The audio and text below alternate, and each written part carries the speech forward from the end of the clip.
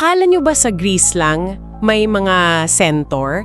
Sa kaibuturan ng mga gubat sa Batangas, may isang nilalang na mas maganda, ngunit mas misteryoso, ang anggitay. May katawan ng kabayo at itaas na bahagi ng isang kaakit-akit na babae. Madalas siyang tinatawag na asawa ng tikbalang.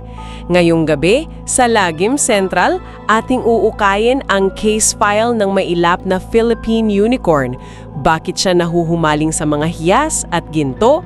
At ano ang koneksyon niya sa mga kidlat at ulan?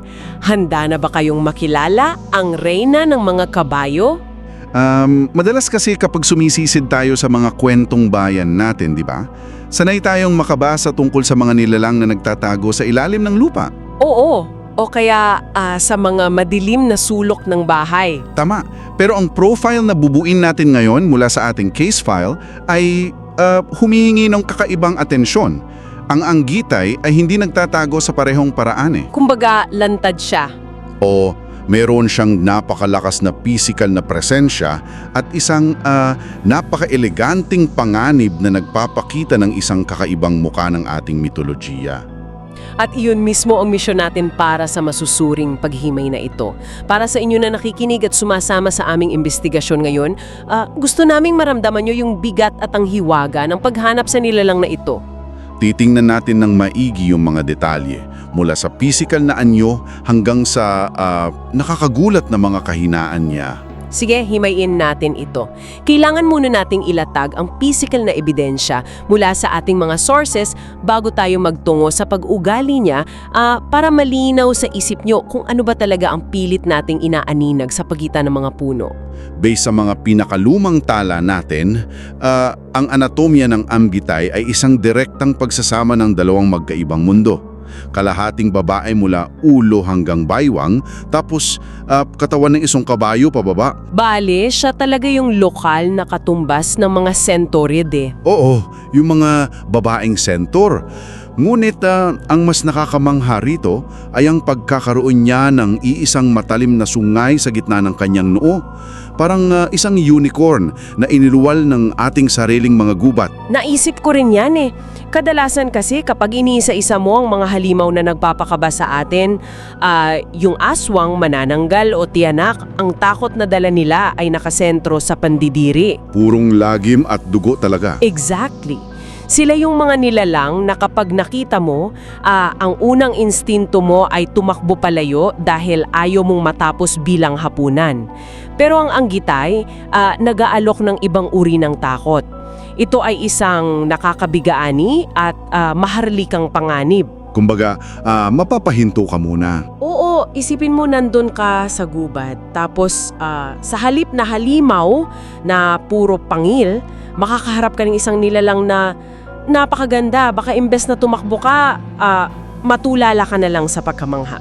Ang nakakabigahani rito ay kung paano gumagana ang konsepto ng mga hybrid na nilalang sa isipan ng ating mga sinaunang ninuno. Hindi lang ito basta pag-imbento ng malikhaing kwento para manakot eh. May malalim na dahilan. Oo, kailangan nating balikan ang kasaysayan ng kabayo sa Pilipinas. Ang mga kabayo ay hindi likas o endemic na hayop dito bago ang kolonisasyon ng mga Espanyol. Kaya hindi sila sanay sa ganong hayop? Tama. Nang una sigurong makakakita ang mga katutubo ng ganitong kalaking hayop na tumatakbo ng napakabilis, nag-iwan ito ng napakatinding epekto sa kanilang imahinasyon. Tapos sinamahan pa ng katawan ng babae. Oo, yung pagsasama ng lakas na hindi pamilyar at ang babae na laging sumisimbolo sa kalikasan at misteryo ay lumilikha ng isang nilalang na humihingi ng respeto. Hindi siya ginawa para katakutan ng walang dahilan? Ginawa siya para hangaan mula sa malayo at huwag gambalain. Bukod pa riyan, yung detalye ng sungay, ang nag-iisang sungay na nakaturo sa langit. Sa mga kanluraning kwento, ang unicorn ay nakatali sa ideya ng kadalisayan, di ba? Purity, oo. Na napakahirap hulihin. Paano nag-translate yun sa atin? Siguro, ang sungay na yung hindi lang pampaganda. Kung ako ang tatanungin, parang korona ito at armas. na nagpapaalala sa iyo na habang nakikita ka sa kanyang napakagandang muka, meron siyang kakayahang tapusin ka sa isang iglap. Isang buhay na paalala ng limitasyon nating mga tao. Kapag naglalakad ka sa gubat, makikita ng ganoong nilalang ay sumisira sa ilusyon mo na ikaw ang may kontrol. Tutuyan, ngayong naiguhit na natin sa ating isipan ang hitsura niya, saan ba eksakto sa Pilipinas matatagpuan ng nilalang na ito at sino yung kasama niya sa dilim? Sa mga source na binuklat natin, ang pinaniniwalaang orihinal na tahanan niya ay sa Santo Tomas, sa probinsya ng Batangas. Napako talaga ang atensyon ko ron Bakit Batangas? Kapag pamilyar ka doon, alam mong puro matarik na bundok, malalalim na bangin, at napakakapal na kagubatan ang makikita mo doon. Lalo na malapit sa Mount Makiling at Malarayat. Oo, isang napakagandang taguan para sa isang nilalang na nangangailangan ng malawak na espasyo para malayang tumakbo nang walang humahadlang. Ang mismong topografya ng Batangas ang nagbibigay ng buhay sa alamat niya. Ngunit, ang lalong nagpapabigat sa presensya niya doon ay ang kanyang kapareha. Kinikilala siya bilang babaeng katumbas at kadalasang tinatawag na asawa ng kilabot na mga kagubatan, ang tikbalang. Kaya ano ba talaga ang ibig sabihin nito? Bakit kaya naging mag-asawa ang isang napakagandang unicorn centaur at ang isang mapanlinglang matikbalang? Medyo malayo nga yung itsura nila sa isa't isa. Sobra. Ang laki ng disconnect.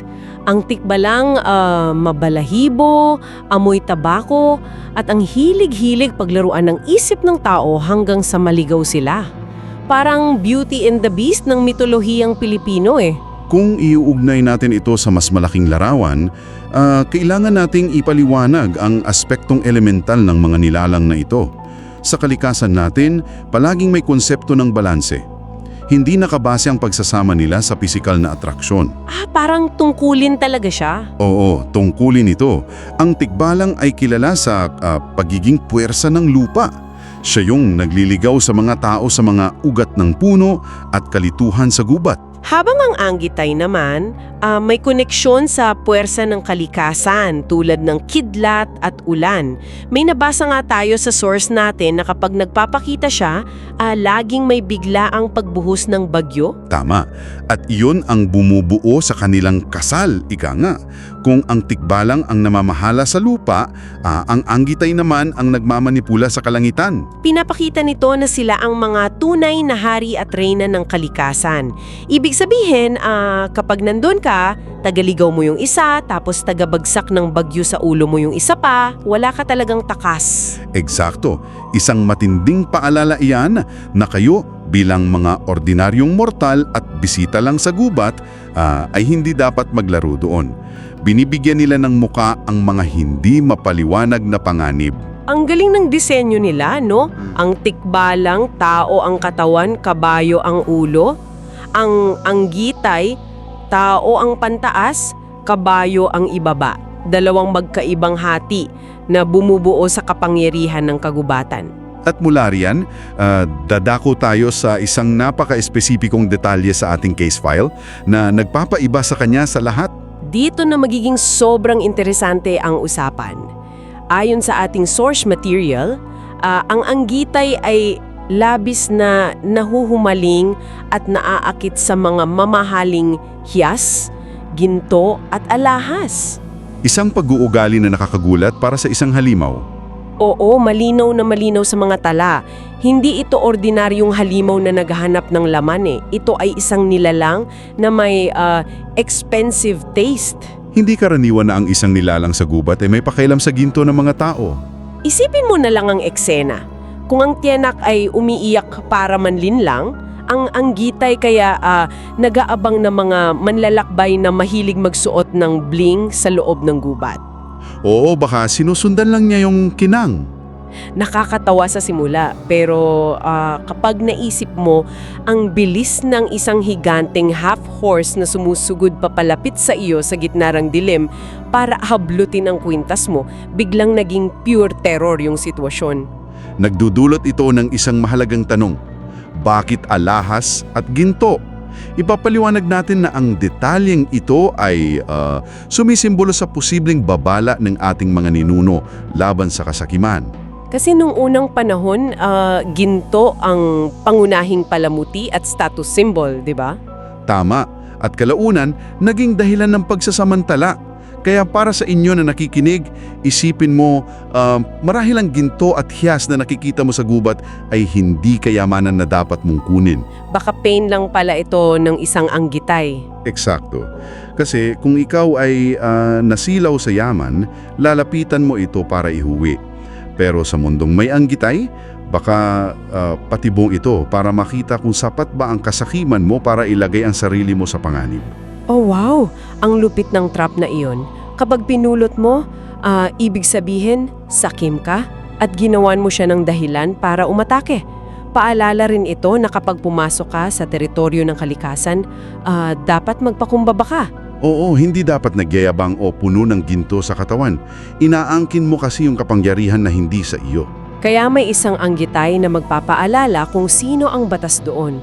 At isipin mo, yung itsura niya, kung kinokolekta niya ang mga ninakaw niyang alahas, baka ang leeg niya puno ng kwentas, at yung sungay niya ay binalot niya ng mga kumikinang na hiyas. Isang napakaganda ngulit napakapanganib na imahe.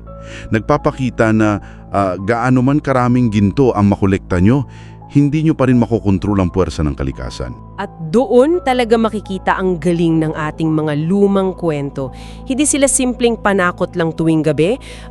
Complex na paraan sila para i-encode ang mga rules of survival natin. Mga babala at refleksyon ng sariling kasamaan ng tao na itinatago natin. Bago natin opisyal na isara ang dokumentong ito, may gusto kaming iwan sa inyong senaryo na pwede niyong pag-isipan. Paano kung ang mga biglaang pagkislap ng kidlat sa tuwing umuulan sa mga kabundukan ng Batangas ay hindi lamang simpleng puwersa ng kalikasan? Nakakakilabot kung iisipin mo eh. Paano kung ang mga kislap na iyon ay nagmumula sa refleksyon ng nagtataas-taasang kalidad na ginto at mga nakaw na hiyas nasuot ng anggitay habang siya ay masayang tumatakbo sa gitna ng bagyo? Kaya mapapaisip ka talaga sa susunod na kumidlat? Sa susunod na makakita kayo ng babaeng may kakaibang bilis o kaya may nagninining na alahas sa gitna ng gubat, baka anggitay na ang inyong kaharap. Kayo, may narinig na ba kayong kwento tungkol sa kanila sa inyong probinsya? I-comment ang inyong kwento sa ibaba. Huwag kalimutang i-like, share at mag-subscribe dito sa Lagim Central para sa higit pang kwento ng ating tradisyon at misteryo. Hanggang sa muli nating pagkikita, ingatan ang inyong mga hiyas dahil baka may nagmamasid sa dilim. Salamat sa pakikinig.